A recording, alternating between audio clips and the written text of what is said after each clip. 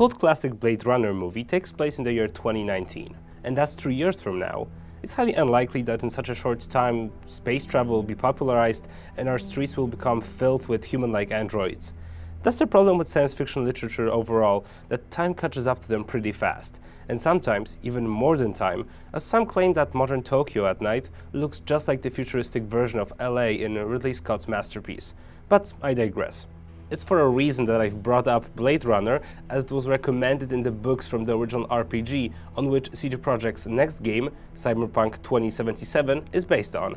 At the heart of the Blade Runner movies is rain, the nightlife and loneliness in a big city, and the same goes for Cyberpunk. Mike Pondsmith, the creator of the universe, claims that the atmosphere of a city at night is what inspires him, that there's something hypnotic about that.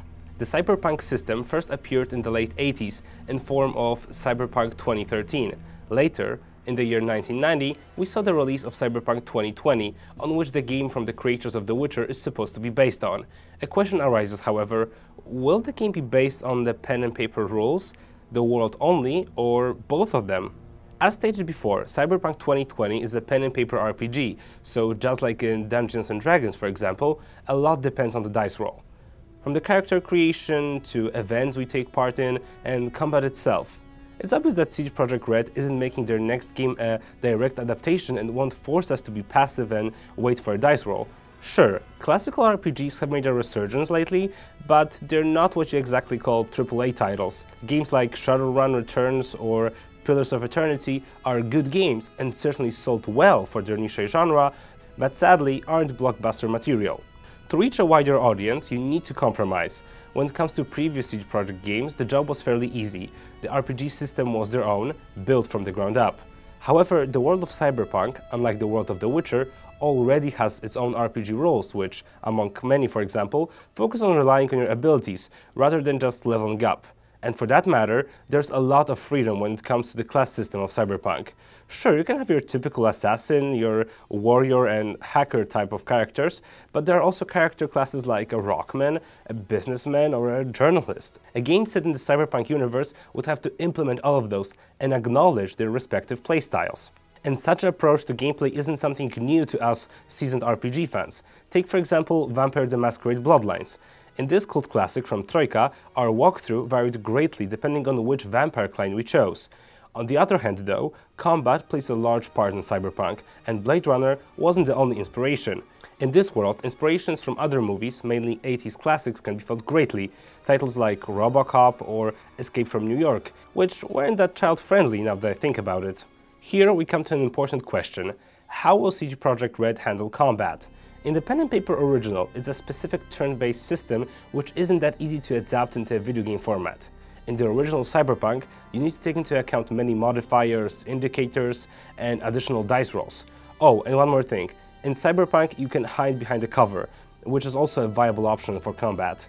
To sum up, the Reds have a tough task before them, and they're well aware of the fact too. Sebastian Stempien from the studio said in an interview with Polygon that the rules of the original pen and paper version are great as source material, however, a direct adaptation isn't as easy as it seems, and some skills can't work in the game the way they worked in the original. Nevertheless, the studio is trying its best to stay as true to the original as possible, and as the developer claims, there will be even an option to print a character sheet. All in all, is it truly necessary to stay 100% true to the original? When it comes to Cyberpunk 2020, all of its mechanics are an important part of the experience, however, they're not the most important part. The essence of Cyberpunk are its side stories and the dense atmosphere, and there's certainly much possibility in that aspect, as the video game will be set over 50 years later in comparison to the original. Mike Pondsmith, the creator of Cyberpunk, believes that his game is not about saving the world or even saving a city, it's all about saving yourself, about surviving in the concrete jungle. And when the Red Studio finally releases the game, I hope that's what Cyberpunk will be all about personal stories.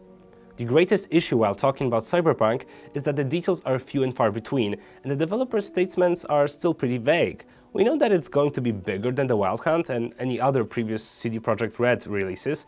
We know that it will be governed by different RPG rules than The Witcher, and that's it. The quest and the story are supposed to follow the formulas the studio has perfected with The Witcher, so expect alternative solutions and a decent amount of choice. The teaser for Cyberpunk hit nearly 3 years ago, and since then, we still don't know much. That means we'll need to wait a bit more. It's a safe guess that the game will launch somewhere between 2017 and 2021, but I highly doubt that we'll have to wait that long. In 2015, in an interview with Kotaku, Adam Kiciński from Red said that they already have a release date, but they're withholding from the announcement until their marketing campaign for Cyberpunk starts. And speaking of the studio itself, on their website we can see many job listings tied directly to Cyberpunk, like vehicle designer and such, what gives us evidence to believe that in the game we'll traverse the world not only by foot. As of now, the upcoming game is still shrouded in mystery. Why is that? Well, that's quite obvious in my opinion. Any information about Cyberpunk could take away the audience's attention from the Witcher brand, which the Reds tried to strengthen as much as possible in the recent months, with the release of the expansions to the Wild Hunt and announcing the Gwent standalone game, which, by the way, will hit beta tests soon. It's safe to say we'll get more details on Cyberpunk after Gwent is released. However, that doesn't stop the internet from speculation and wild fantasies. One of those fantasies includes leaked assets from the user interface, which indicates how dialogues in the game might work. Still, I wouldn't get my hopes up if I were you, as they could be fake, and even if they're not, they could be only the so-called placeholders. The greatest task CD Projekt Red has to face, in my opinion, is capturing the heavy atmosphere of the world and its ambiguity, and in that, I trust the Reds unconditionally, as the Wild Hunt is a great example that they know how to do a darker and more complex world. Still, there are many elements that need to be in the game, if we want to call it Cyberpunk. If the teaser is to be any indication, the studio gets it, and fun fact, the scene from the trailer is taken directly from the RPG guidebook. So we're getting hype, and eagerly await the next game from the creators of The Witcher. The lack of information surrounding the game can be treated as a message to the fans and investors that CD Projekt Red is open to new projects and can do something different than the world of Geralt of Rivia. No worries though, we get the message, and we keep our fingers crossed that Cyberpunk will certainly be a unique and memorable RPG. Thanks for watching and see you around.